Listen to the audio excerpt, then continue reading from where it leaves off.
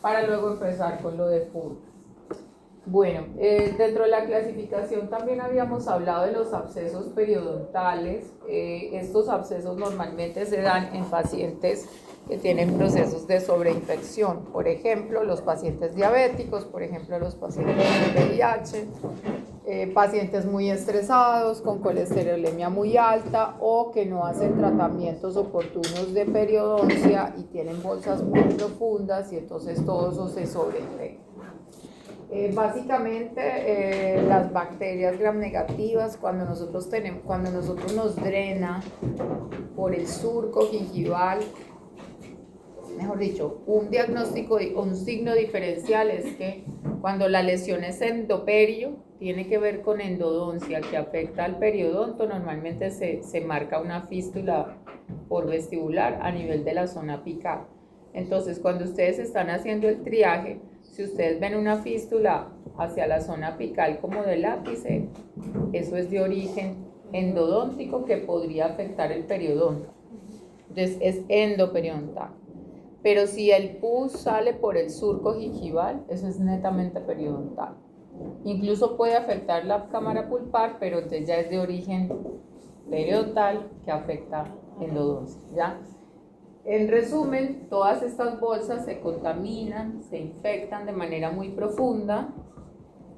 Como les dije la vez pasada, uno de los signos característicos es que la profundidad del sondaje es muy marcada y cuando es endoperiodontal la bolsa es como estrechita, solo se limita a una zona. En cambio, cuando es periodontal, como que se inflama todo, es amplia, se inflama todo, como toda la cara, ¿no?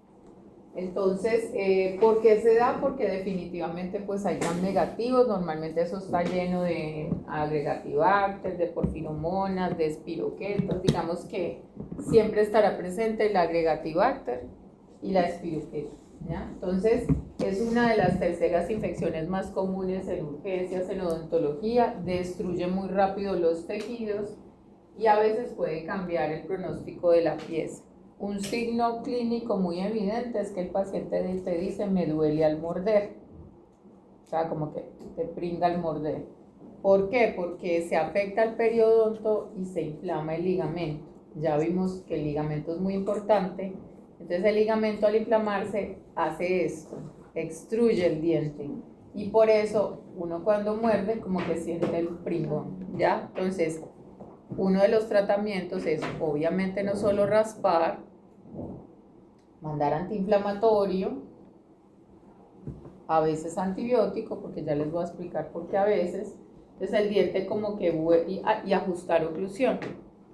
Entonces con eso el diente como que desinflama el ligamento, el diente vuelve a su alvéolo original, digamos, y entonces pasa el dolor, ¿ya? Entonces ahí el paciente se siente aliviado.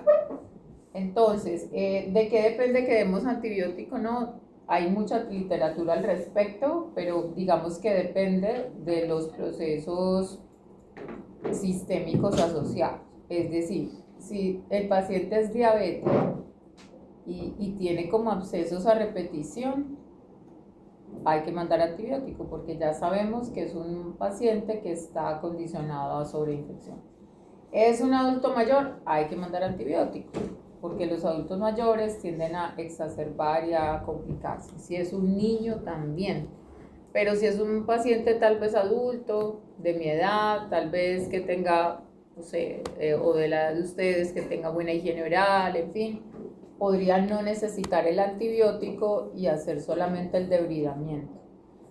Es un poco decisión de criterio, ¿no? Pero a veces, por si acaso, en muchos servicios como que igual instrumentan y mandan el antibiótico. Hay documentación a favor y en contra, porque también se ha dicho que el antibiótico como que con el tiempo crea resistencia. Lo que sí es cierto es que nada va a omitir la instrumentación.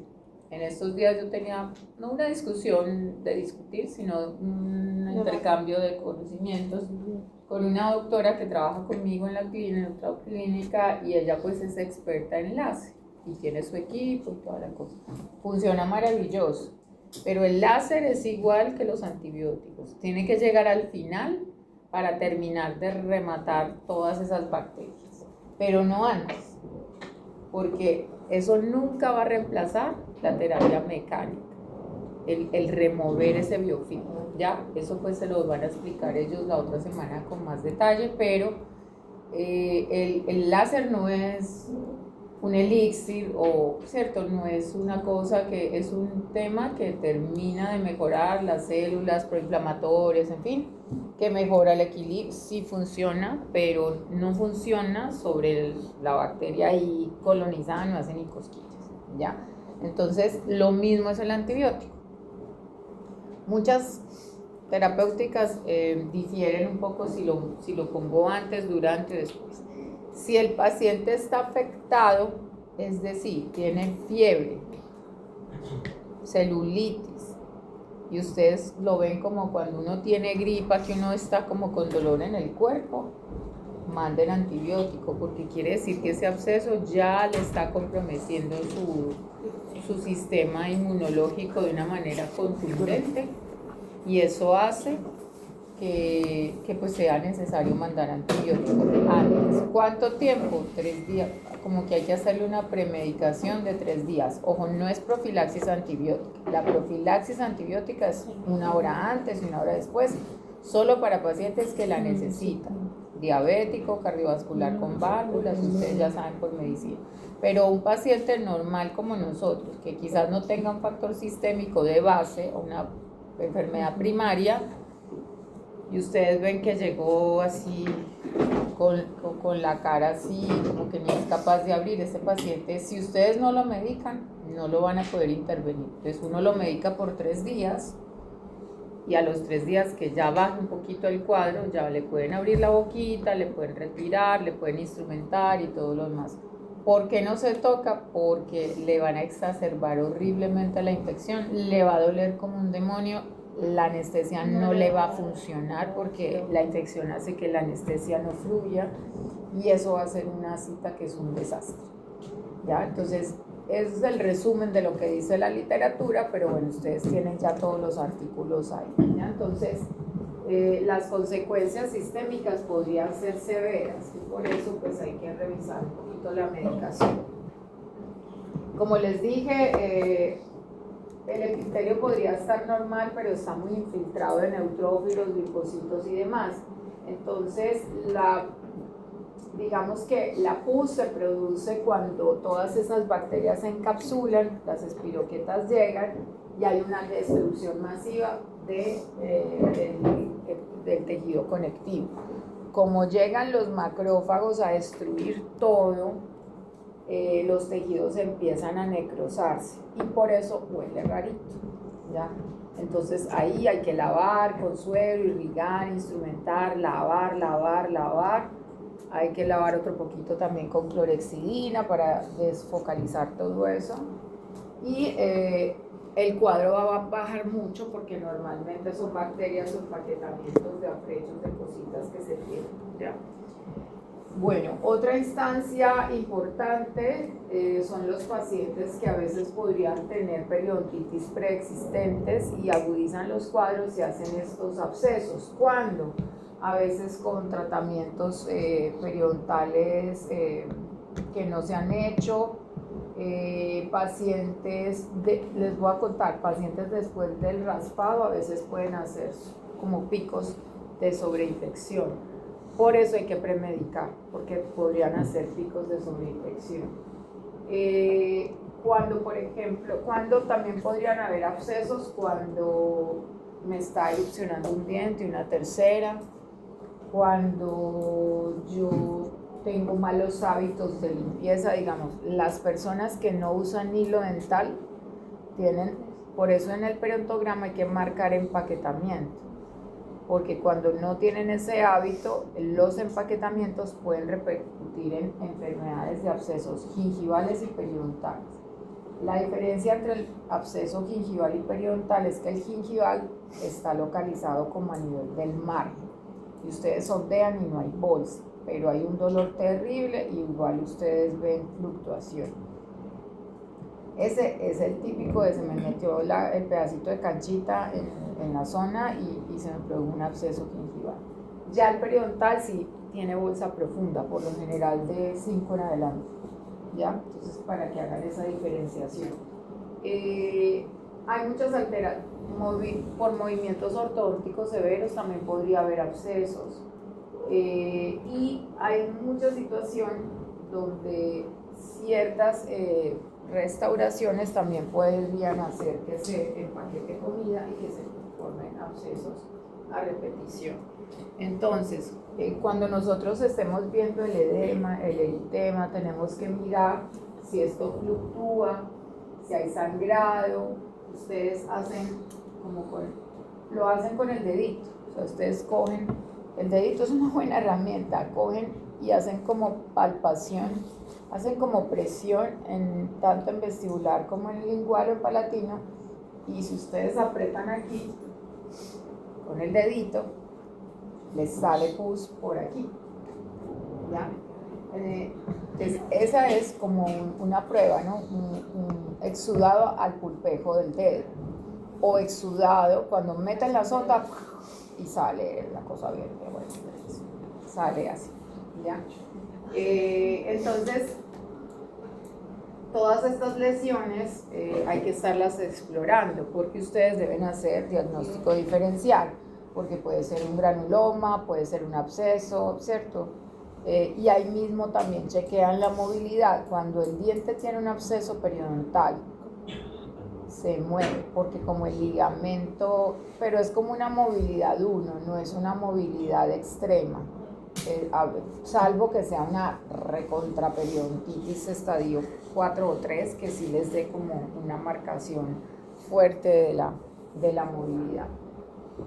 Pero el punto es que se mueve poquito, se mueve 1, movilidad 1, porque como está extruido, tanto digamos en el sector inferior como en el sector superior, el diente está como sacado de su alvéolo, como desarticulado del alvéolo, y el ligamento se inflama. Y si ustedes toman una radiografía, ven el ligamento periodontal un poquito más amplio. Entonces, ante una evaluación teórica o práctica, ustedes haciendo el triaje, entonces preguntas, ¿qué criterios o qué indicaciones de evaluación ustedes evaluarían para un absceso? Eso es pregunta de examen: sangrado, supuración al sondaje, supuración al pulpejo, movilidad, ¿qué más? Edema, celulitis, mirar si el paciente está comprometido, sensación de que el diente está elevado. Le preguntan al paciente, no, es que yo siento que el diente como que no es mi diente. Cuando un paciente les dice así, es porque él siente, así es, que se da como movido, y el paciente le dice, es que yo siento que el diente como que se movió porque estoy mordiendo raro, ¿ya? Entonces es importante que ustedes establezcan eso. En los pacientes que está erupcionando las piezas, pues es normal, eso es muy normal en niños adolescentes, 14, 15 años, inclusive un poquito más, pero bajo esas edades puede pasar, incluso hasta en niños de 6 años con la muelita de los 6 años. Y ahí sí, lamentablemente, el tratamiento es anestesia y operculectomía, porque no tiene otro manejo. Solo que a veces los papás, como que uno dice cirugía y como que sobreprotegen mucho a los niños y a los adolescentes. Entonces hay que saber cómo le venden la idea, más que al niño, a los papás realmente, ¿ya? Bueno, chicos, vamos a hablar de las necrotizantes. Hay 4 formas necrotizantes en periodoncia. La primera es la gingivitis necrotizante, la segunda es la necrotizante, la periodontitis necrotizante. Antes se llamaba úlcero necrotizante, pero le quitaron la palabra úlcero, porque la literatura decía que estaba como implícito, ¿no? que el necrotizante implicaba úlcera, entonces como que lo quitaron del lenguaje. Pero si ustedes por ahí en un libro del INDE lo leen, úlcero necrotizante, es exactamente lo mismo. Esa es una forma de diagnóstico que no cambió, sigue igual desde los años 80, o sea, esa sí no ha cambiado. Hay otra que es estomatitis necrotizante, que es un poquito más sistémica, y el NOMA, que es lo que hemos visto de estos chiquitos de que tienen problemas de nutrición. Entonces, chicos, miren, las gingivitis necrotizantes están sometidas un poquito como a la zona. De pronto la foto no es la mejor porque confunde un poco, pero realmente la gingivitis necrotizante solamente está sujeta como al margen, parecido al eritema lineal gingival, ¿recuerdan? O haberse quemado con un aclaramiento, con el peróxido de un aclaramiento. Huele raro, pero ustedes meten la sonda y no baja más de 3 milímetros, no les baja más de 3. Toman la radiografía y solo ven borrosidad de la cortical, no ven nada más, no hay movilidad, no hay pérdida. Así que esa es súper reversible. Lo que tienen que hacer es con una cureta quitar esa pseudomembrana, o sea, ahí sí hacen el famoso curetaje. A ver, les explico algo. Raspado y alisado es solamente sobre el diente. Curetaje ya es tejido. Entonces ahí pues toca hacer un poquito trepanador, pero realmente ese margen toca retirarlo porque toca con la cureta retirar ese margen que está como con esa pseudomembrana. Eso hay que retirarlo. Y entonces esto queda un poquito cruento, como cuando uno está haciendo una gingivectomía y está como adelgazando el tejido, más o menos es eso, queda, o como cuando haces un peeling, que no sé si han visto pacientes que tienen como manchas melánicas y les hacen como un peeling, más o menos es eso. Y nada, enjuague, técnica de cepillado, le mandan perioral y ahí pues el paciente evoluciona. Ojo que no es de antibiótico. La GUN no es de antibiótico. No es de antibiótico. Mientras afecta solo papilas. Mientras afecta margen, no papilas. Ahí está la diferencia. Podrían mandar el antibiótico solo si el paciente lo ven medio que como que sistémico no funciona o es un adulto mayor, en fin, ¿ya? O si el paciente te declara que es VIH, ahí sí, porque está propenso a la infección. O si es diabético, ahí sí. Sí, veo cuadros, no muy frecuentes, pero se ven. Pacientes muy estresados, ejecutivos, coincidencialmente se ve más en los hombres, fumadores porque se decapitan mucho las papilas, ¿ya? Y aquí en fumadores se ve mucho PUN, se ve mucho la periodontitis necrotizante. La diferencia con esto, ustedes ya me la dijeron, se pierde inserción y ahí sí decapita papila y ahí sí en el tratamiento decapito todo lo que haya, porque todo eso es infección y está necrótico. Y se necrosa porque aparte del agregatibacter está la espiroqueta, y la espiroqueta es una bacteria que necrosa el tejido, lamentablemente. Hay otros cuadros como de estomatitis necrotizante, que es como lo mismo, pero en otras zonas de la boca, especialmente en el paladar. Y bueno, niños con malnutrición también bajan mucho, mejor dicho, ¿a quién le da PUN o GUN? A los pacientes, sobre todo PUN, le da a los pacientes inmunosuprimidos.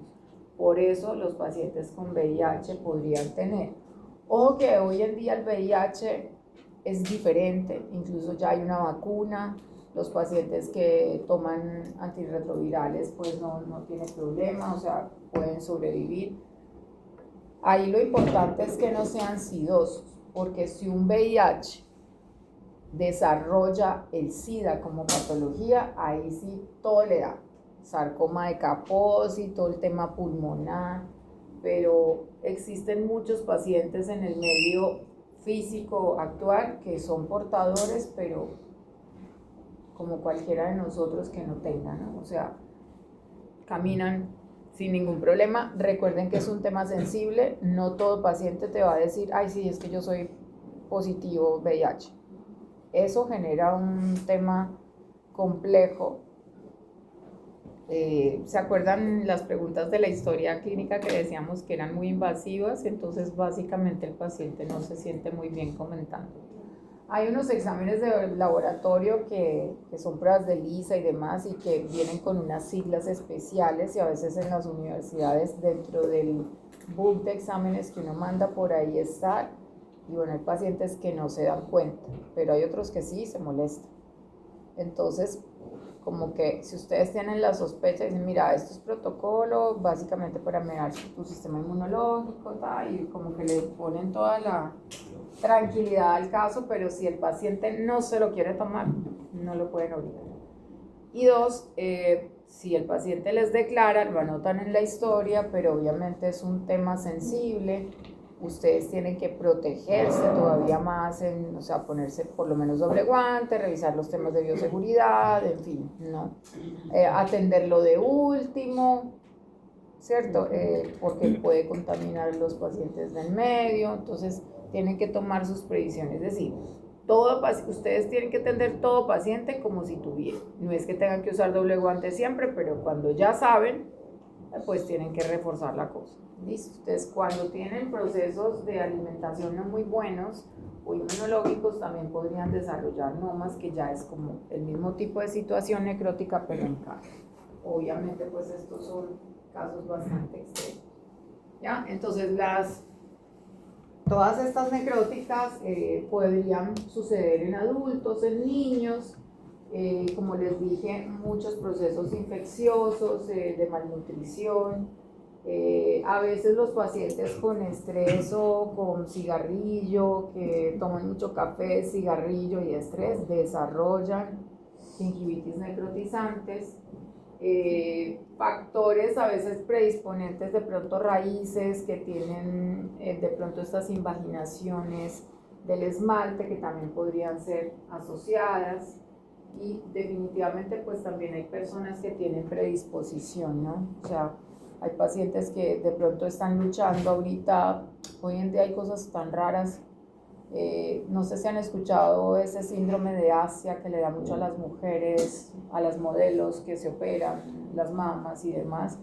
Hoy en día hay como muchas cosas asociadas a esos síndromes, y por eso es que es que los jóvenes como ustedes ya trabajan distinto. Es más, ya todo, como que muchas cosas son en remoto, ya los jóvenes no están dispuestos a negociar su salud por encima del trabajo y en fin, ¿no? Porque se ha visto muchos síndromes y muchas cosas asociadas al estilo de vida, de vivir tan rápido y tan estresados, que empezamos a desarrollar este tipo de cosas. O cuando un paciente está teniendo una enfermedad autoinmune, como por ejemplo una artritis reumatoide, un lupus, podría desarrollar este tipo de cosas. O un paciente que está en tratamiento de cáncer, que está en quimioterapia, en radioterapia, pues la radioterapia es muy buena para acabar con el cáncer, pero acaba también con todo, o sea, el resto de los tejidos buenos, ¿no? Entonces, un paciente que no tiene buena higiene, tal vez un paciente que no tiene buena salivación, que lo están irradiando muchísimo, podría desarrollar este tipo de patologías, ¿ya? Entonces, digamos que son alteras, no se presenta mucho, pero sí hay que ver un poco la comorbilidad. Como les dije, hay Espirochaetas y Fusobacterium, muy comunes en VIH, malnutrición, estrés, pacientes entre los 15 y 34 años que no se alimentan muy bien, chicos que van a la universidad y comen por encimita. Entonces, chicos, aliméntense bien, coman bien, porque esto pues tiende a estar peor en cuanto a la carga. Entonces traigan su fiambrecito, traigan sus cositas, tomen sus vitaminitas, sus energéticos, ¿ya? Porque definitivamente pues puede haber un grado de susceptibilidad en ciertas personas, ¿no?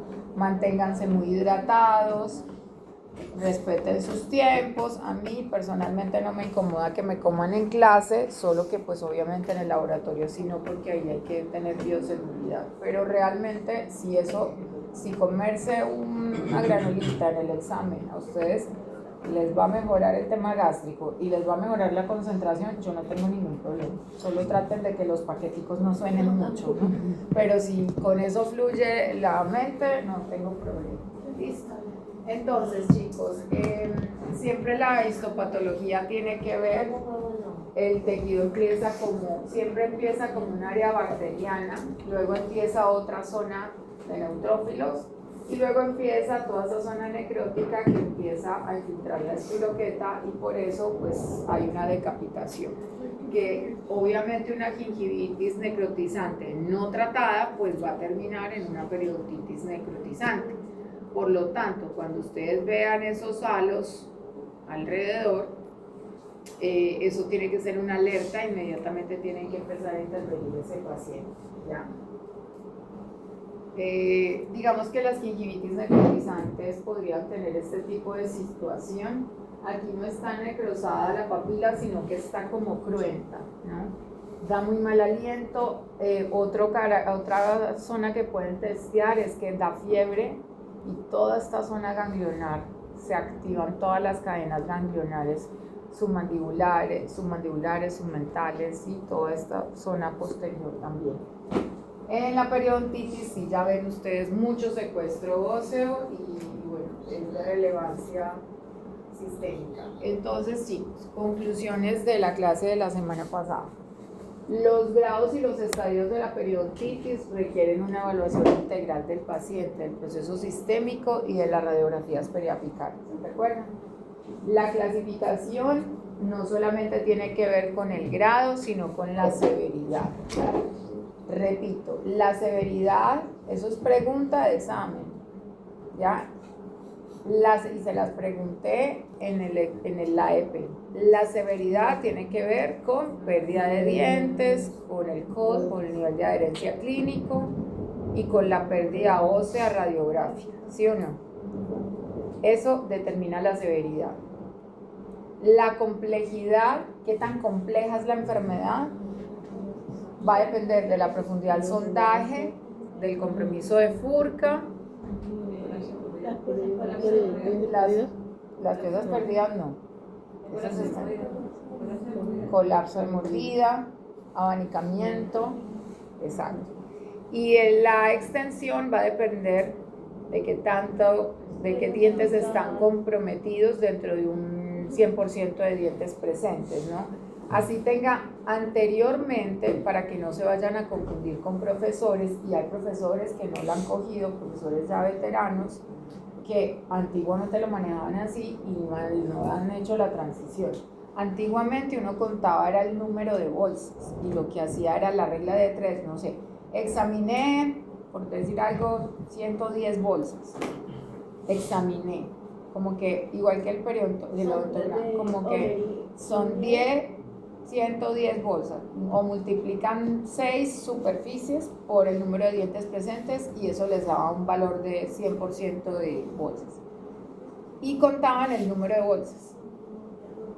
Y sobre eso sacaban la regla de 3. Hoy en día no, hoy en día es dientes presentes y lo que van a marcar dientes que estén comprometidos periodontalmente. Así tengan una bolsa, hay que contarlos. Solo que tengan cuidado de no contar 2 veces el mismo diente, porque como está arriba, puede ser que esté arriba y abajo marcado, cuenten 2, ¿no? Y es un solo diente, pero resulta que es vestibular y palatino, ¿no? O sea, tengan esa previsión. Y cuenten los dientes que se han perdido por perio. No siempre es fácil, porque el paciente a veces no se acuerda, pero si un paciente llega con estadio 4, lo más probable es que haya perdido por perio, ¿ya? El tipo de clasificación reconoce la enfermedad periodontal con una asociación sistémica de base. Los abscesos periodontales pueden comprometer el pronóstico del caso, es decir, si un paciente tiene un absceso grande y tiene movilidad 3, fuiste mal pronóstico. Los abscesos se pueden asociar también a factores sistémicos, lo que les he dicho, diabetes, artritis reumatoide, hipotiroidismo, VIH. Y las periodontitis necrotizantes representan como las formas, esa es otra pregunta de examen. Esa patología representa la condición más severa asociada a biofilm, ¿ya? Y obviamente ustedes deben tener en cuenta las enfermedades sistémicas para poder manejar lo del grado y ver un poquito la exacerbación de los cuadros y el tema de la terapéutica. Nosotros vamos a ver la terapéutica cuando veamos plan de tratamiento, ahí ya vemos un poquito de antibiótico y demás, pero recuerden que alternamente ustedes tienen que decirle al paciente que debe ir a su odontólogo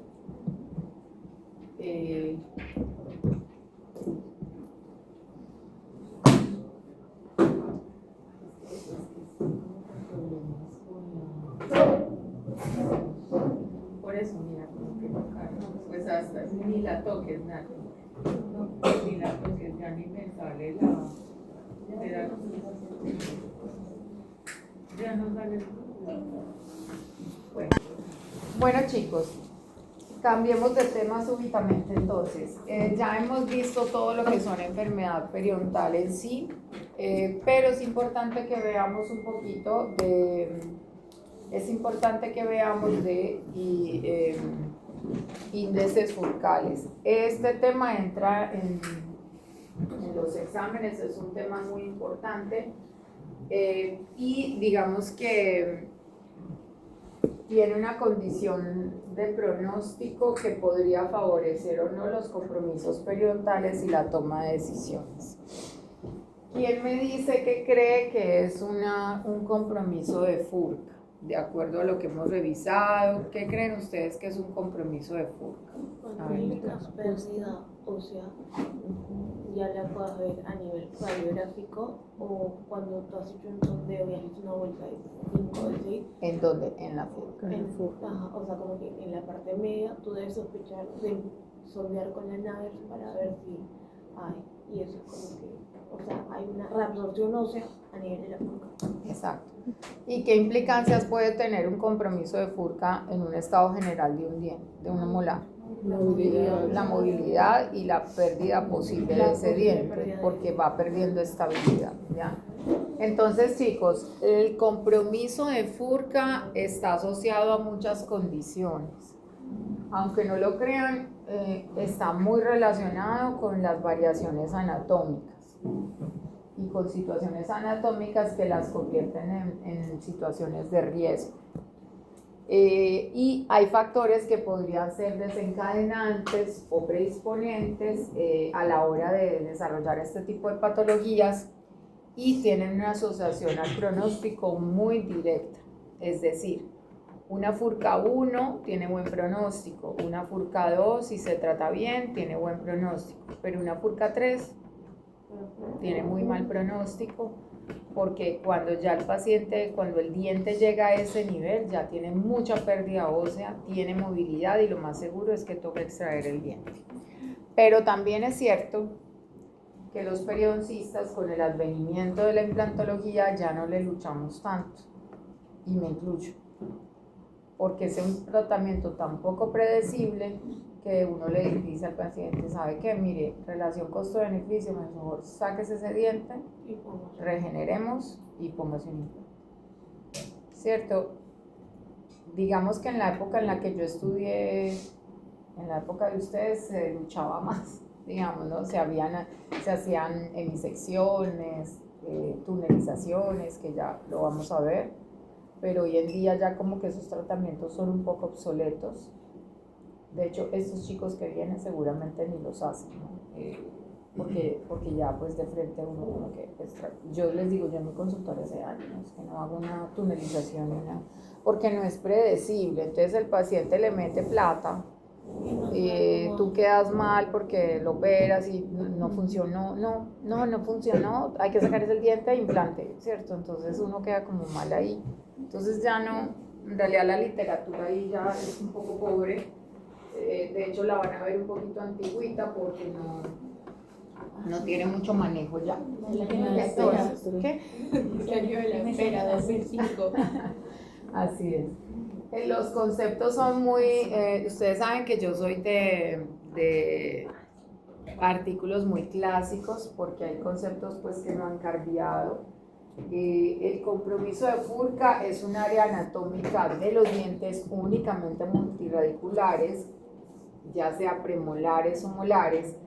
Para zonas de instrumentación los premolares son anteriores, pero ya para temas anatómicos los premolares son de la línea como de los molares, ¿no? Entonces hay una diferencia ahí, básicamente porque tienen raíces, ¿no? Y se confluyen donde las raíces se divergen, ¿no? El área de la FURCA se divide siempre en tres partes: el techo, el fornix y la superficie coronal de la separación de las raíces y el área de separación de esas raíces. Significa que está ubicado en toda una zona media donde yo trabajo, ¿no? Entonces, el fornix es esta parte de acá, como el techo, y esta es como la entrada, que es como donde nosotros trabajamos.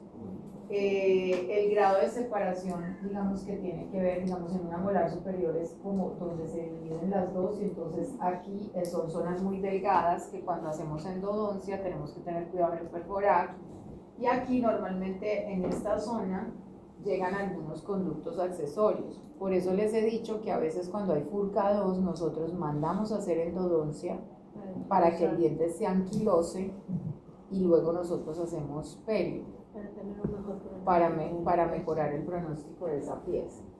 Lo otro es que hay que diferenciar corona, tronco radicular y cono radicular desde acá para acá. Porque hay que saber esto, sobre todo cuando uno está tomando decisiones de la relación corono-raíz. Si una caries radicular está en el tronco, tal vez yo pueda solucionarlo con un alargamiento de corona, con una recuperación de espacio. Me voy un poquito más abajo, resuelvo el tema de la caries, previamente remodelando el hueso y bajando un poquito la corona clínica. Pero si una caries ya está a nivel de Furca o está aquí, a nivel del cono radicular, ¿cuál será el pronóstico? Malo, porque quien llega hasta allá, toca bajar hueso, o sea, no es viable. Entonces, cuando ustedes van a restaurar un diente y la relación corona-raíz está así, digamos que el diente, o sea, como que en la radiografía se ve el hueso de aquí para allá y acá esto, la relación, lo normal de una relación corona-raíz es de 1 a 2, 1 de corona, 2 de raíz. Lo mínimo es 1, 1, pero si es 2 y 1, ese diente empieza a hacer esto. Ya, porque la relación corona-raíz no es buena, entonces no es buena para fijar un puente, no es buena para fijar una PPR, entonces uno como periodoncista o como odontólogo puede decir, no, mira, no lo veo como restaurable porque su relación corona-raíz es inversa, de 2 a 1, mal pronóstico, ese diente no aguanta, ese perno, esa corona. Entonces, la anatomía se hace muy relevante.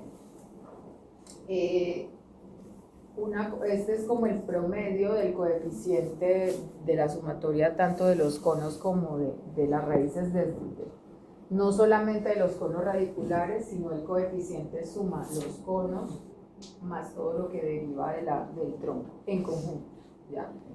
¿Por dónde entro yo en una furcación? Por ejemplo, a nivel superior, que ya les he dicho, uno entra por vestibular y ahí detectas una furca. Puedo entrar por mesial o por distal. Siempre por distal es más fácil. Cuando estén en clínica, siempre por distal es más fácil entrar. Esta es difícil de detectar porque está pegado al otro molar, o sea, la orientación a veces no deja introducir la sonda, no tiene como la curvatura, en cambio por distal entra perfecto, o sea, la angulación entra de atrás para adelante, entonces es más fácil. No vayan a sondear aquí en la aquí furca por palatino, porque no va a entrar, ¿ya? Hay una cosa así grandísima ahí estorbando, entonces ya. Y también tienen que tener presente la anatomía incluso para hacer cirugía. Cuando ustedes ya estén en cirugía, digamos que tienen que hacer una odontosección, obviamente ustedes ya saben que acá van a tener que seccionar aquí y seccionar acá si es que van a sacar el diente por partes. Pero si ustedes van a seccionar acá, ¿lo van a poder hacer? No, porque esta raíz es enorme y eso no les va a odontoseccionar fácil. ¿Ya? Entonces ustedes tienen que tener muy clara la anatomía. Digamos un molar inferior, ustedes ya saben que lo pueden partir en 2 acá, porque la anatomía viene acá. ¿Cuál es muy difícil partir en 2 así? La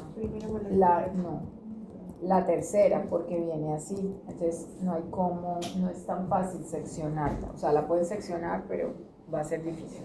Entonces, los temas anatómicos siempre hay que tenerlos en cuenta a la hora de la instrumentación. Esto seguramente también lo han visto en endodoncia, pero para periodoncia tiene un valor importante. El tronco radicular viene estando en la región radicular no dividida la raíz. De dónde a dónde va desde nuca hasta donde inicia la bifurcación y se clasifica en corto, mediano y largo. A esta clase, de aquí en adelante me tienen que poner mucho cuidado, porque hay unos temas de pronóstico que ustedes deben tener súper claros.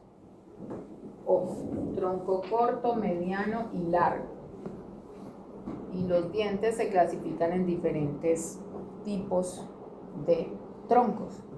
Y de eso depende el pronóstico o la invasión de la enfermedad periodontal. Entonces, en un tronco, yo tengo que primero tener en cuenta el ángulo de separación, ¿ya? Hay muchas variabilidades, hay ángulos de divergencia, ¿cierto? Entonces, cuando los ángulos son divergentes como esto, es un ángulo positivo. Es una furca fácil de tratar, es una furca que me permite a mí tener buenas situaciones, pero si el ángulo está muy fusionado frente a una lesión de furca, las características son muy invasivas, es decir, son dientes que posiblemente les cambien mucho el pronóstico en determinado momento. El techo es la parte superior de la bifurcación, se encuentra con la pulpa, tiene muchos caracteres canales, accesorios en el piso de la cámara y es como la entrada de la transición de todo el tronco como tal. Es decir, si aquí hay saucerización del diente en el fornix, es grave o digamos caries, porque como que ya partió el diente en dos. Entonces ahí es cuando uno dice, tiene justo una caries. O sea, ustedes ven aquí la pérdida ósea, aquí ven la lesión de la caries. Y si hay una caries en la furca, ese diente se perdió, porque ahí no le pueden hacer endodontia. O sea, si ya dio caries en esa zona, claro, es porque el diente ya está invadido, o sea, se parte en dos. Ya. Doctora, el fornix sí es diferente al techo, ¿no? ¿O son lo mismo? El fornix es el techo. Ya. Es exactamente lo mismo. ¿Cómo se para? El coeficiente de separación se define como la longitud de las raíces en relación a la longitud del complejo. Para saber cuánto hay de solidez estructural, cuando yo estoy tomando una decisión de relación corono-raíz, yo tengo que tener eso. Por eso es de 2 a 1, porque son como dos componentes. O sea, mi complejo debe estar completo. Pero si el hueso me arranca desde acá, entonces el coeficiente está invadido, ¿me entienden? Entonces es por eso que es importante saber el coeficiente. ¿Ya? El tronco radicular, la apertura de la bifurcación, el techo, el fornix y la entrada son como las partes principales del proceso de furca. Cuando el tronco radicular es corto, tiene buen pronóstico, porque lo puedo trabajar rápido. El tronco radicular largo es de mal pronóstico, porque para llegar allá es difícil y tendría que trabajar a campo abierto y digamos que no es de muy buen pronóstico. ¿Ya? Entonces ahí entramos a hablar un poquito sobre las piezas, ¿cierto? Sobre las piezas dentarias. Entonces, chicos, la primera, ojo a lo que voy a decir, la primera premolar superior, o sea, estamos hablando de 1,424, el 40% de esas piezas tienen el tronco radicular largo. ¿Qué tanto? 8 milímetros, muy arriba o muy abajo, ¿no? Y entonces la furca está por allá, lejitos, casi en la ubicación del lápiz, ¿ya? Entonces, como tiene esa furca tan abajo, escuchen bien la relación que voy a hacer. La primera premolar superior es la pieza que más difícil le llega a la enfermedad periodontal. No le llega fácil porque está muy abajo, la furca. O sea, es un compromiso de furca que no es fácil que llegue ahí. Pero si llega, tiene mal pronóstico, porque si una furca llega aquí, o sea, sea, si la pérdida, o sea, llega ahí, el diente ya está fuera. ¿Me entienden? Claro. Entonces, ojo con la relación. La primera premolar superior es la pieza que menos rápido le llega a la enfermedad periodontal, pero que más mal pronóstico tiene porque no tiene una terapéutica fácil, porque está muy apical. ¿Ya? Ojo con eso. Por lo tanto, si la pregunta de examen es ¿cuál es la pieza que tiene el tronco más largo con peor pronóstico? Es la primera premolar superior. ¿Ya? El molar superior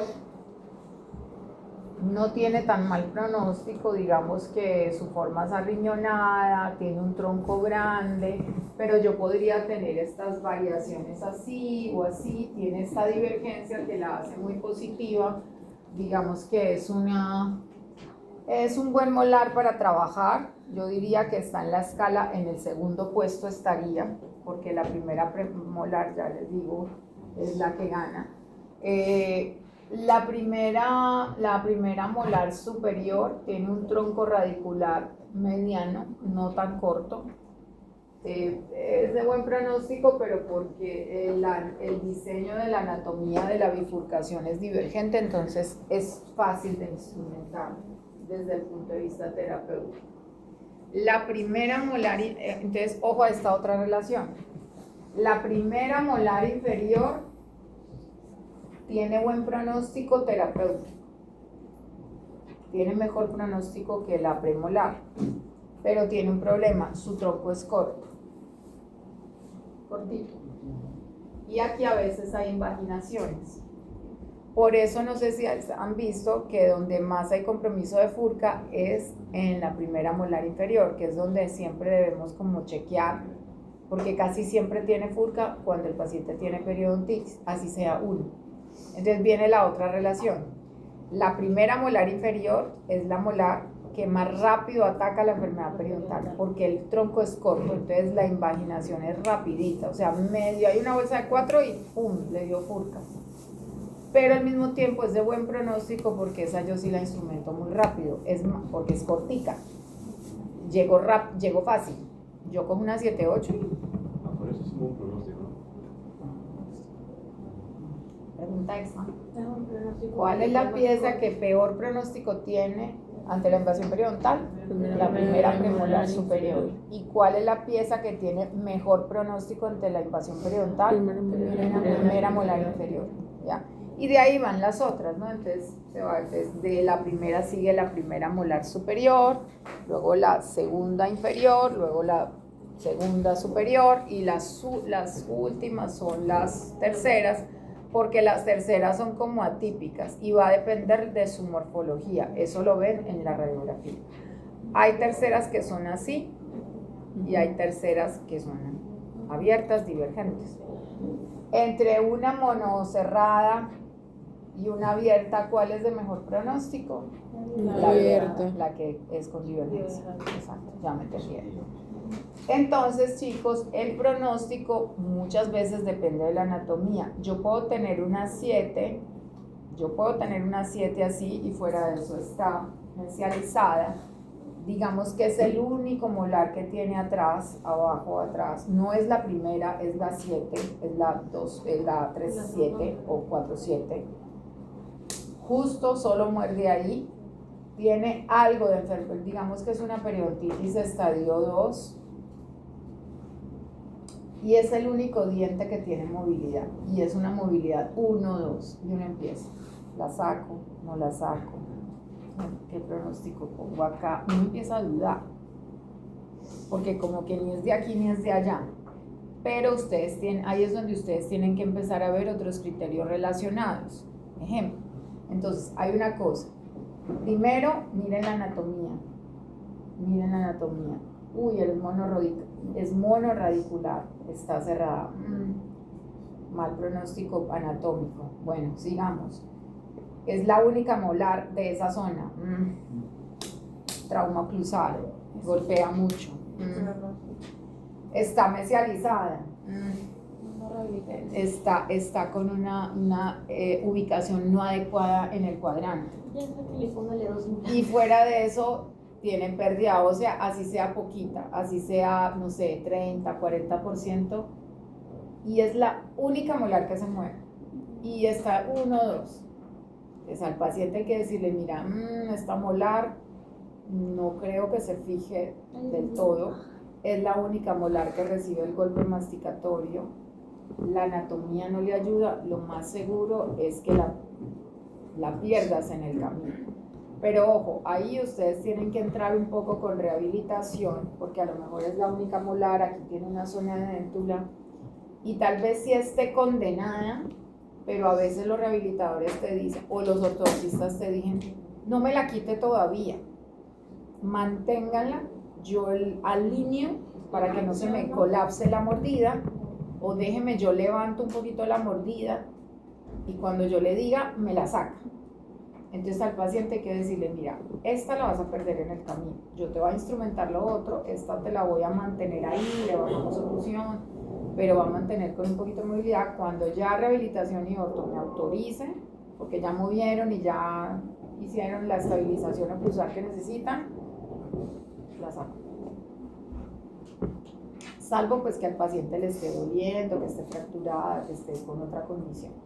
Entonces, el decidir si se saca una pieza o no bajo esta estructura tiene mucho que ver con los criterios, con el manejo y con ver otros aspectos. Entonces, cuando yo tomo la decisión sobre una situación de riesgo con un molar, yo tengo que ver los otros aspectos, ¿listo? Entonces recuerden que muchas veces así tenga movilidad y tiene otros aspectos relacionados, no necesariamente hay que sacarlas ya.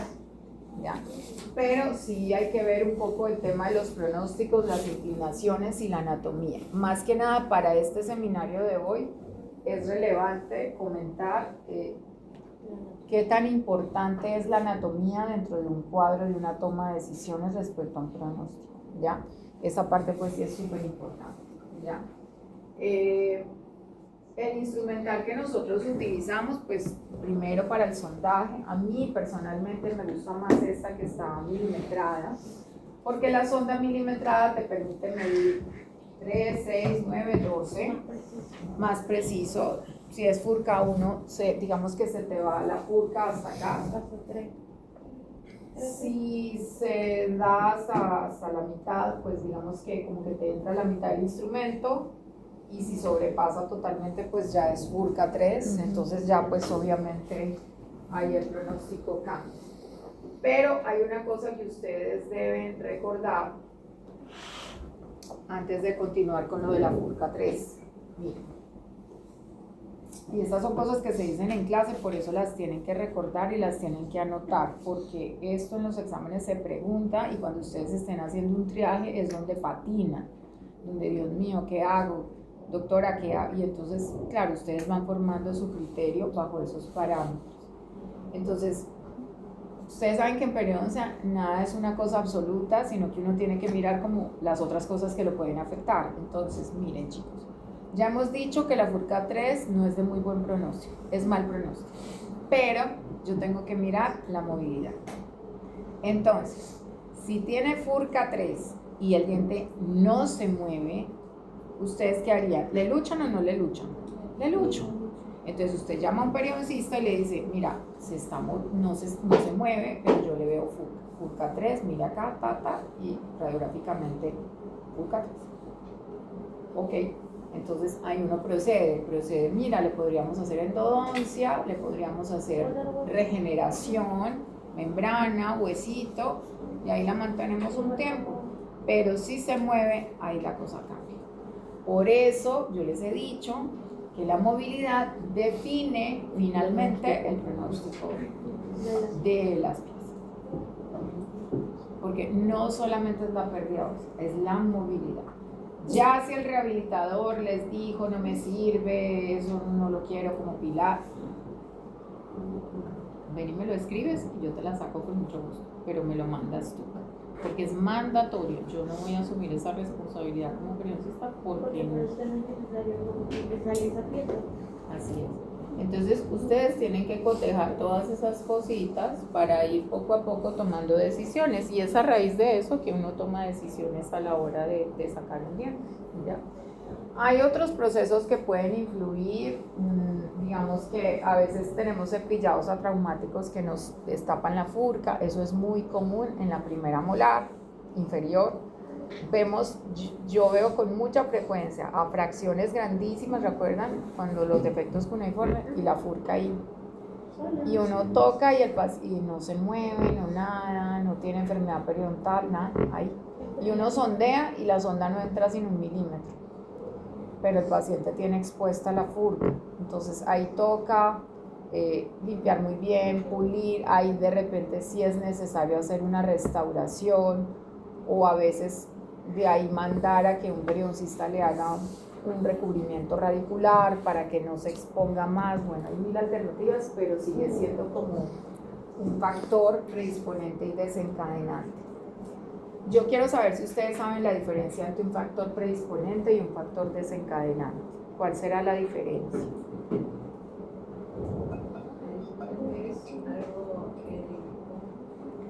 Lo predisponente es una cosa anatómica o del organismo que me predispone a tenerlo.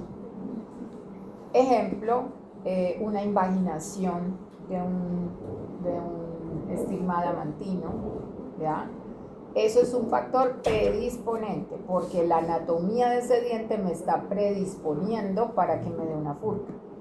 Y un desencadenante es un cepillado traumático, un factor Esto lo puedes poner así, o modificar. Entonces yo tengo que mirar, por ejemplo, un diseño inadecuado de una PPR es un factor desencadenante, no predisponente, porque no es anatómico, es algo que yo produzco o puedo cambiar. Movimientos ortodónticos no controlados es un factor desencadenante. Un factor predisponente tiene la base como anatómica, no hay buena encía queratinizada, malposición dentaria, prominencia radicular. Lo bueno de la malposición dentaria es que esta es la única condición anatómica que realmente yo podría mejorar y cambiar, ¿no?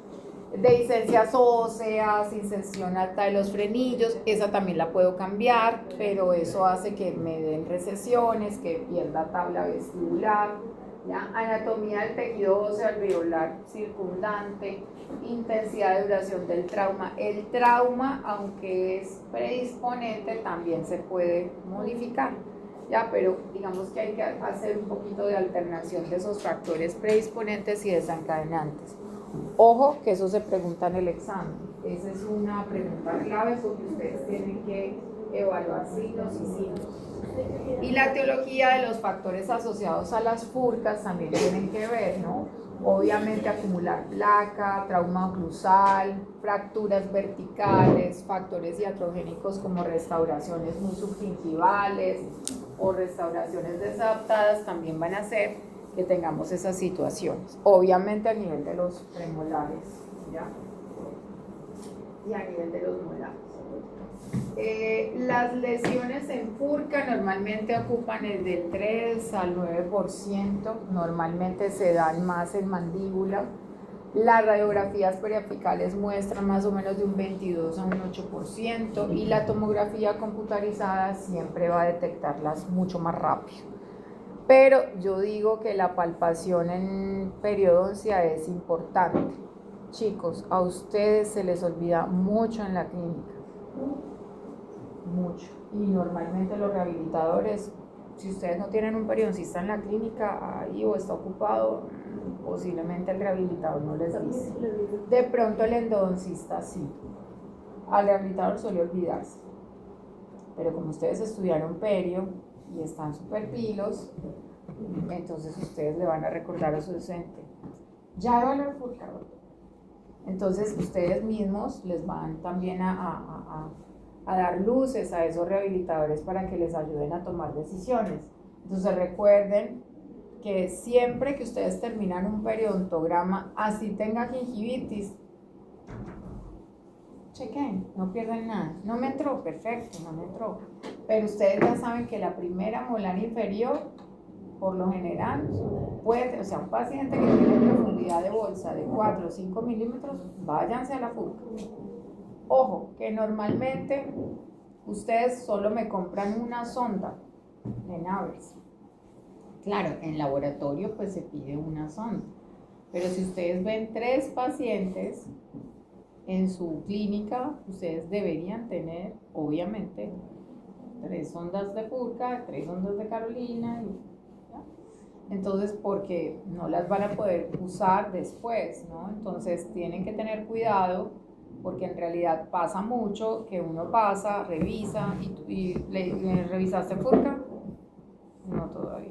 Y ya te van a presentar el caso. Entonces ahí quiebran ustedes. ¿Por qué quiebran? Porque uno se da cuenta que no han hecho completa la exploración.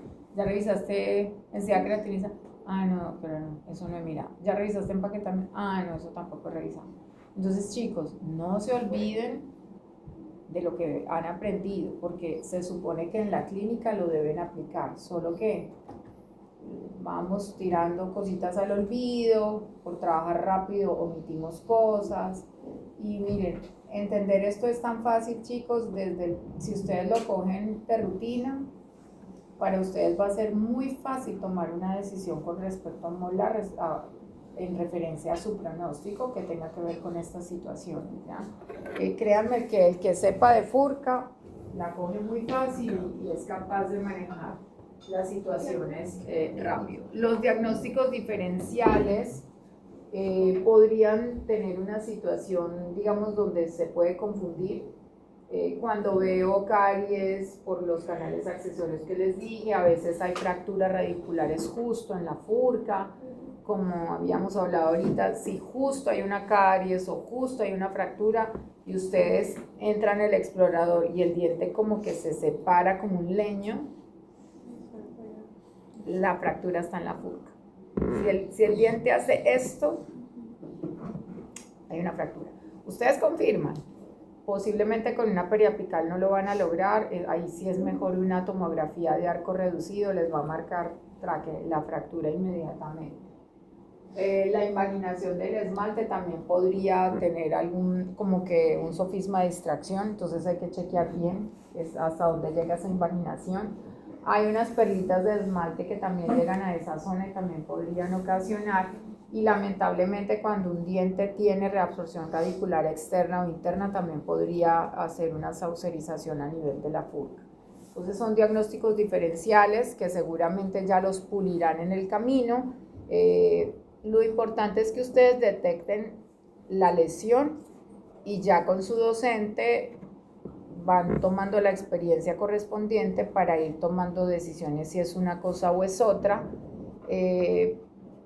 Cosa que ya vean muchos casos y ya en el camino, cuando ustedes ya sean profesionales graduados, ya pues lo van a poder hacer. Entonces, en los pronósticos, en el maxilar inferior, siempre la posición dentaria en el arco distribuida hacia cara lingual, o sea, cuando está hacia lingual, podría tener alguna implicancia.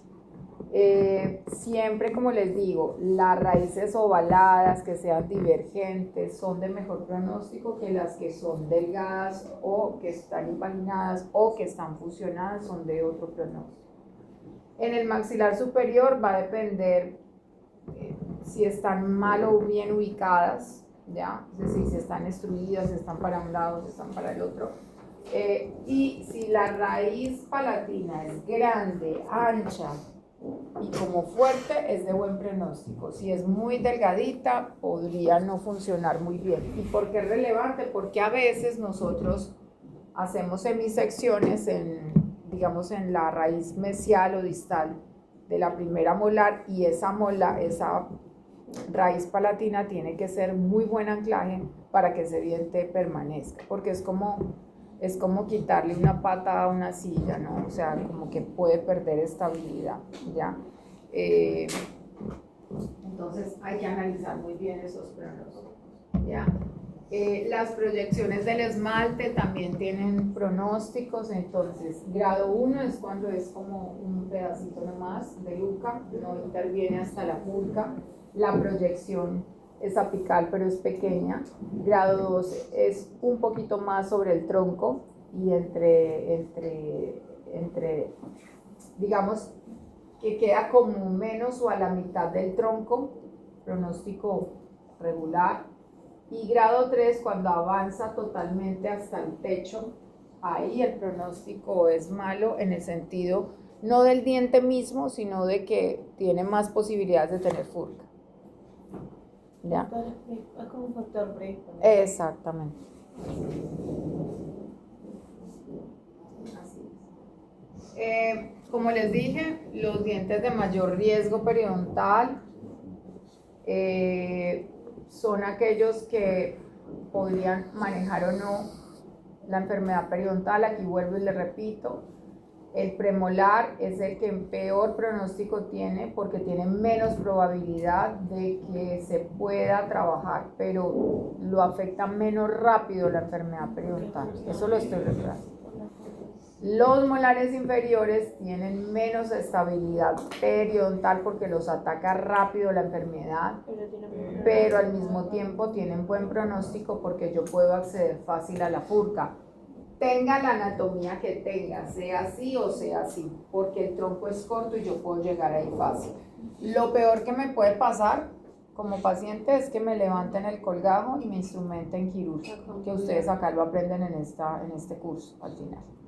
Entonces, por eso, chicos, ustedes tienen que aprender a hacer raspajes quirúrgicos. Acá se les va a enseñar, porque a veces toca levantar. Y esos principios de cirugía les van a servir para sacar remanentes, para sacar terceras, así que es importante que lo aprendan en clase. ¿Ya? La clasificación de la furca, bueno, ustedes ya han visto Hamp, han visto Linde y Newman. Digamos que Hamp es la que más conocemos. Esto simplemente es como un recordatorio. Este instrumento se ve recto, pero realmente pues es como más la imagen. Digamos, en una tomografía ustedes ven así más o menos la imagen en una vista coronal y ahí pueden establecer si es grado 1, grado 2, grado 3 radiográfico, más como se ve pues físicamente en el triaje del examen. Y bueno, la diagramación ustedes ya la conocen, no la voy a repetir mucho. En esta clasificación de Hamp, la prueba es como horizontal, es decir, se mide horizontalmente, pero en esta clasificación nosotros no vemos altura. Ya les voy a explicar eso.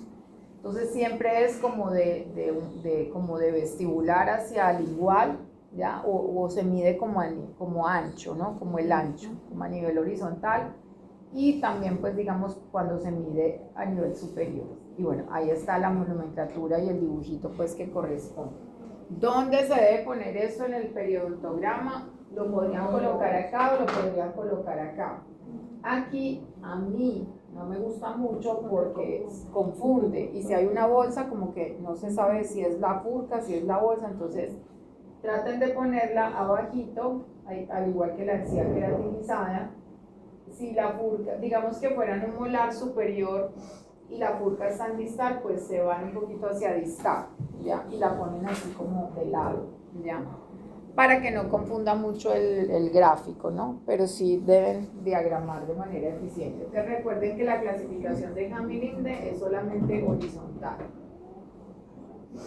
En la clasificación de Turner y Fleischer, digamos que se mira más por grados, ¿ya?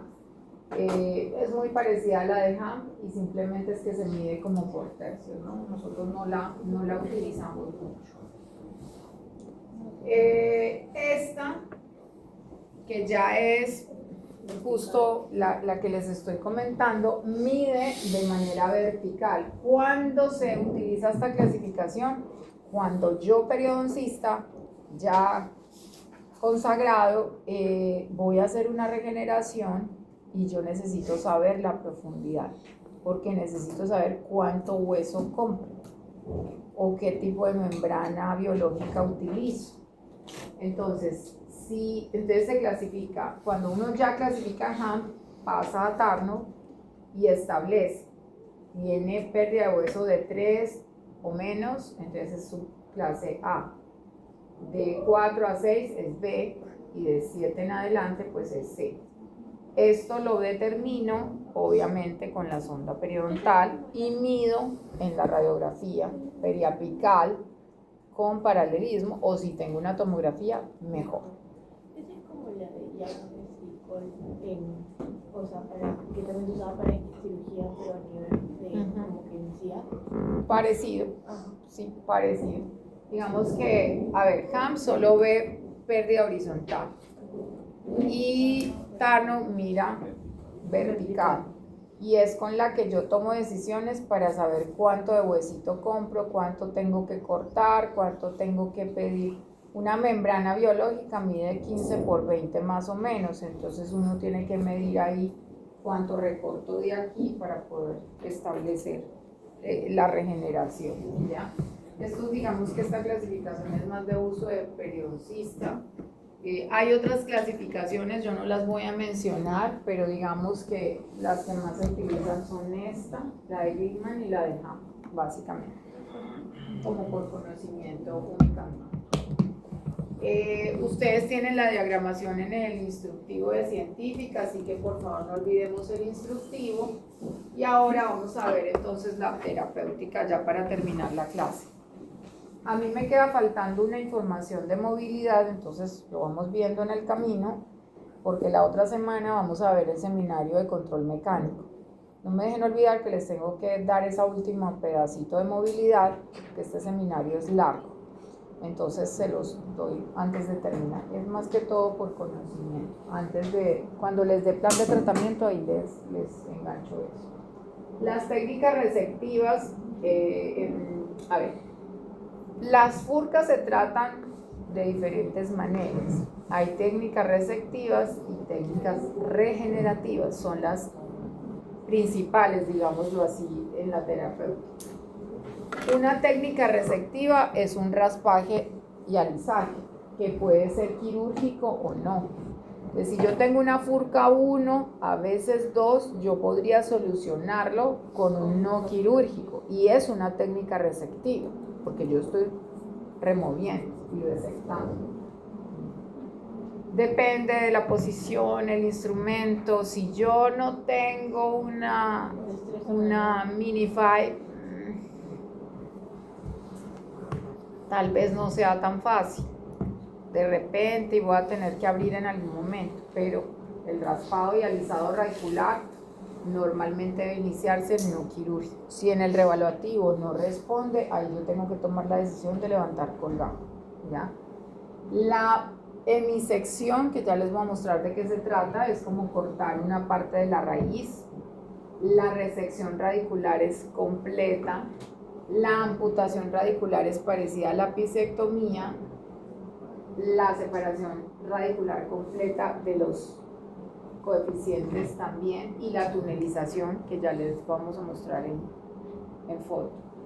Esos son como 7 técnicas receptivas. Las que más se utilizan actualmente son el raspaje, alisaje, la amputación radicular.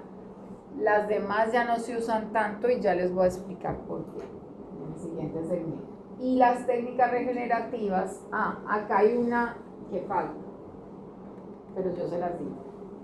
La extracción es un tipo de tratamiento resectivo, obviamente, ¿ya? Y las regenerativas constan o ROG o ROTG. ¿Por qué está separado?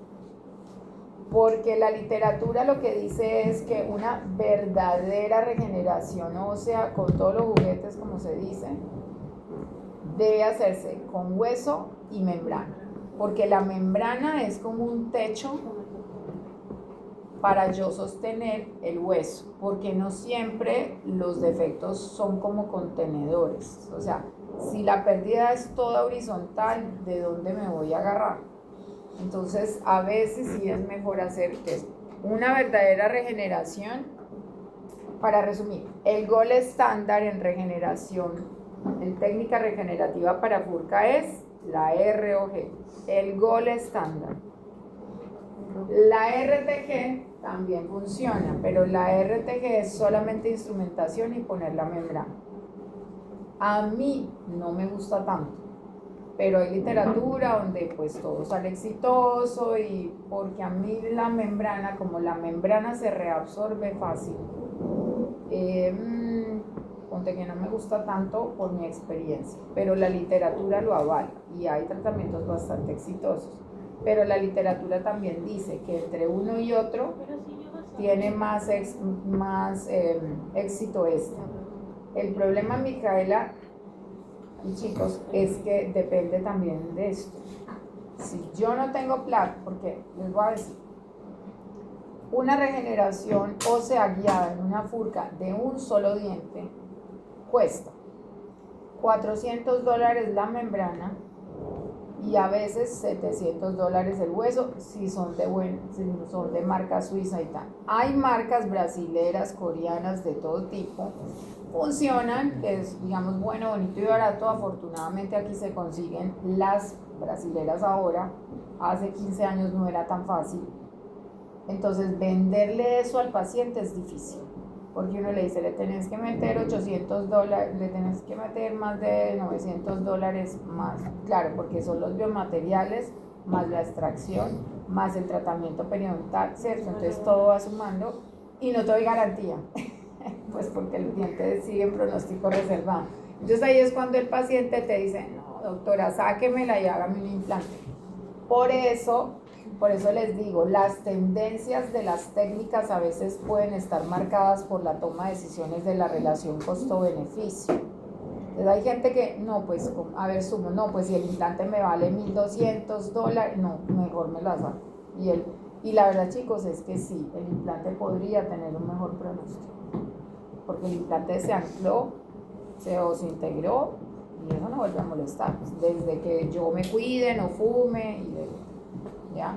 Entonces, como que hay que hacer la relación costo-beneficio. Pero bueno, para temas informativos, entonces, para temas de examen, puede ser RTG, puede ser ROG, pero ojo, el gold estándar es hueso y membrana, ROG, ¿ya? RTG es regeneración tisular guiada, tisular significa con membrana, ¿listo? La clasificación de la modalidad terapéutica, pues una furca grado 1 con un raspado y alisado radicular es más que suficiente. Puedo hacer odontoplastia, o sea, pulir ese prisma, ese prisma de esmalte que está invaginado. Puedo hacer recubrimiento radicular después a través de injertos de tejido conectivo. En fin, esta tiene muy buen pronóstico.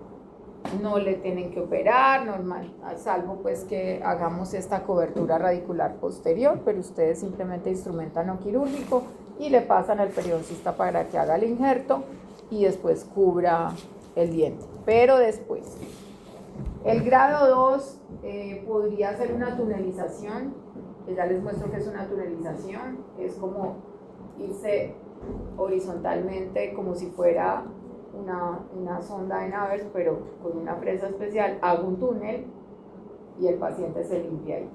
Ya, ahorita les muestro. Podría funcionar la tunelización, una regeneración tisular guiada o una regeneración ósea guiada también sirve. Cuando es furca 2, a veces le decimos al paciente, mira, te puedo instrumentar, te pongo una membranita y funciona y no gastas tanto dinero. Cuando es, pero podría ser que en la 2 yo también sugiera con hueso. Como digo, depende un poco de eso, ¿ya? Y del tamaño del defecto también, porque si el defecto no es tanto, pues va a malgastar, porque el hueso no viene menos de 0.5, o sea que va a botar la mitad del hueso. Entonces, si el defecto es como pequeño, tal vez una instrumentación y una membrana le sirva. Hay una cosa nueva que se llama Endogain, que eso es de la casa Straumann, que es como un gel y eso ayuda a regenerar porque tiene células de matriz celular, ¿ya? Células madre, y eso pues ayuda mucho, ¿ya? Y grado 3, pues yo decido si la saco, si le hago RTG, si le hago hemisección, si utilizo resina para detectar avances de furcación, si hago endodoncia para anquilosar. Yo como que podría tener varias alternativas. Como les dije, la extracción va a depender de la movilidad. Entonces, cuando yo hago muy buen raspado y alisado radicular, por lo general la furca se me detiene, pero si yo veo que está expuesta, yo tengo que mirar otras técnicas para recubrir esa furca, y el cepillado ahí tiene que ver mucho. Esto no es un molar, pero es para entender lo que es una plastía, odontoplastía. Digamos, en un alargamiento coronal yo remodelo el huesito. En una furca también yo podría remodelar el huesito para mejorar los procesos de regeneración. ¿Ya? Entonces, funcionar una remodelación ósea podría ser clave. ¿Cuándo hacer un raspado y alisado radicular? Cuando no responde frente al no quirúrgico y se me sigue presentando la furca, me sigue sangrando, no se resuelve, o la anatomía es complicada de llegar allá, entonces yo decido levantar un colgajo, que cuando ya estemos en colgajo les digo qué tipo de colgajo y como qué instrumento. Entonces aquí por ejercicio, en la semana 14 más o menos estamos ya levantando colgajo. O sea, nosotros superamos la semana 12 y ahí a la siguiente ya ustedes empiezan a levantar colgajo, ¿ya? Para poder instrumentar un poquito. Pero el alisado radicular quirúrgico funciona muy bien para furcas. Chicos, recuerden que nosotros hemos hablado de la toma de decisiones. Realmente no hay una evidencia científica que diga que el raspado quirúrgico sirve más que el otro. El tema es el acceso. Si yo accedo a la furca 1 sin problema, yo no tendría por qué operar al paciente. Entonces yo al paciente siempre le digo, mira, vamos a empezar no quirúrgico. Yo estoy viendo un poquito profundo a la furca. Está como entre 1 y 2. Si me funciona no quirúrgico, el mismo tejido me va a responder. No me sangra, va a resolver la profundidad. Pero si yo sigo viendo sangrado, profundidad sondaje alta ahí, voy a tener que levantar rencilla en el reevaluativo. Y como que ya, y le cotizas, le dices, mira, fase 2 a consideración del reevaluativo. Y así se los acepta más fácil el paciente. Y también ustedes no son tan invasivos, porque lamentablemente después de una cirugía puede haber un proceso de recesión de los tejidos y el paciente te dice, ay doctora, después de que usted me hizo eso tengo una sensibilidad terrible. Por eso hay que pensar muy bien si hago endodoncia o no. Miren, los endodoncistas son muy reacios a veces a hacer esto como mandatoriamente por periodoncia. Y me ha pasado que me dicen, no, pero pues no es pulpar. Yo sí, pero yo necesito la endodoncia para que se me resuelva la furca. Gracias a Dios, cada vez más los endodoncistas tienen apertura y como que lo entienden. Digamos, ahorita que vinieron los chicos, los del posgrado, el doctor Miguel Cabrera, que seguramente lo han visto por ahí, que es el coordinador del posgrado en endodoncia, me dijo, Jimé, necesito que me hagan un seminario de compromiso endoperio, sobre todo en furca y no sé qué. Entonces, miren que ellos ya están teniendo la apertura, porque ya entienden que la endodoncia, a través de los canalículos accesorios a la furca, puede favorecer una anquilosis y yo terminar de limpiar esa furca. Entonces, todo eso favorece bastante los cuadros. Entonces, chicos, esta es una RTG, ¿ya? Solamente con membrana, entonces levantamos, raspamos, alisamos esa furca, ubicamos la membranita, ¿ya? El efecto es un defecto pequeñito, lo medimos más o menos es de 3 milímetros, esa es como una furca 2, ponemos la membranita, la insertamos con sutura y ese es un tratamiento pues que funciona bastante bien, ¿no? Esto es básicamente para la toma de decisiones si yo tomo decisión de hacer RTG o no. La ROG de pronto es un poquito más profunda, yo radiográficamente veo como más colapsado, entre 2 y 3 es como el manejo, el diente no se mueve y entonces ahí es pertinente usar el huesito con una membrana. Entonces yo meto el huesito aquí y por encima pongo la membrana, la amarro con sutura y suturo. Dime. Doctora, después de hacer eso, o sea, porque está como medializada esa manera, ¿no? Que se hace primero como que la ROG y luego se podría evaluar la ortodoncia y todo eso, o ya no es apto. Cuando hay, buena pregunta, cuando hay ortodoncia. No, o sea, ahora sí como el efecto óseo, ¿no? Claro, pero el tema es que si tú, a ver, Si el diente no se mueve y tú necesitas mover ortodónticamente, le haces no quirúrgico y que el ortodoncista mueva. Porque si tú haces la regeneración y el ortodoncista mueve, se te fregó el hueso. Porque los movimientos hacen reabsorber todo. Siempre y cuando no se mueva. Porque si el diente se mueve, tú no le puedes hacer no puedes hacer tracción en ese diente. ¿Ya? Entonces, tienes que hacer una interconsulta con ortodoncia para ver qué decisión se toma. Esta es la tunelización. Lamentablemente da mucha sensibilidad, funciona muy bien en los viejitos que tienen los conductos atrésicos o esclerosados. A mí personalmente no me gusta mucho porque estéticamente eso no se ve bien y el paciente te dice eso se me ve muy feo, da caries radicular y obviamente termina en endodoncia porque el diente está muy sensible y el paciente te dice no me lo aguanto, yo me como un helado y me puedo morir, pero digamos que facilita el defecto.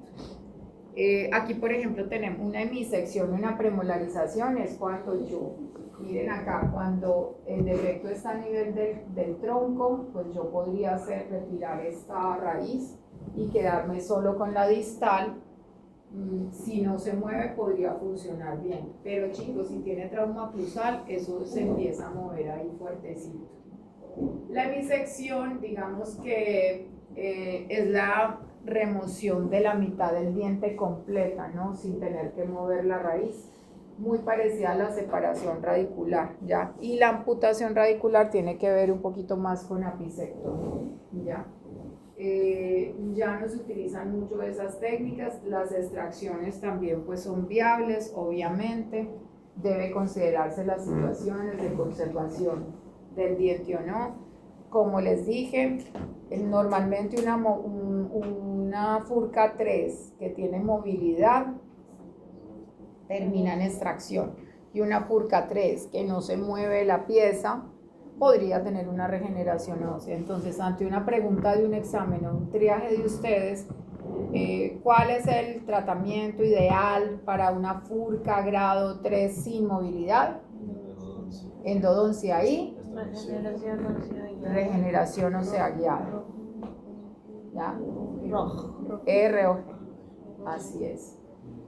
¿Cuál es el tratamiento para una furca 3 con movilidad de pieza dentaria 2?